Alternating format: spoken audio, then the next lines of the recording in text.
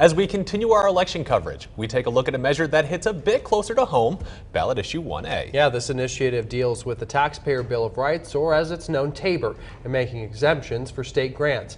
We sent Katrin Asaph to explore the TABOR issues and breaks down the complexity of it for us. Katrin? TABOR is an issue that deals with county revenue and taxes. In this proposed ballot issue, the county would exempt state grants from the TABOR revenue cap. We have more on what that would mean for Mesa County. This election, one of two local ballot measures, is Issue 1A. It asks voters to allow Mesa County to take state grants without it counting against their TABOR cap.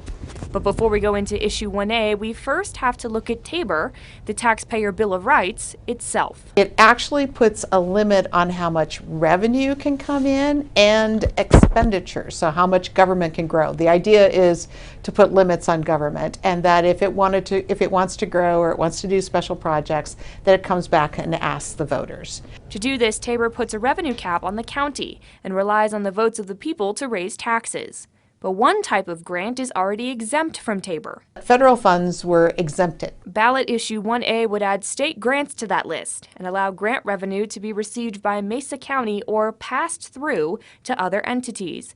Supporters say that this would allow state funding to make its way back to the Western Slope. It allows us to accept those funds to use to help our citizens, to help our residents of Mesa County. And that most of those pass-through funds would go to vital organizations like nonprofits. It also then gives confidence to our nonprofits like Strive and Hope West, and the variety of nonprofits that we have in our community, that they can go ahead in confidence and put the work into applying for these state funds. One person has submitted an argument opposing the issue.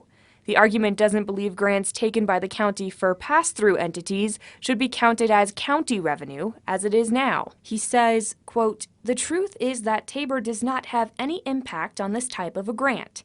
TABOR places limits on the county's revenue, and it should have been clear to the county that this was not county revenue. It was a nonprofit's revenue."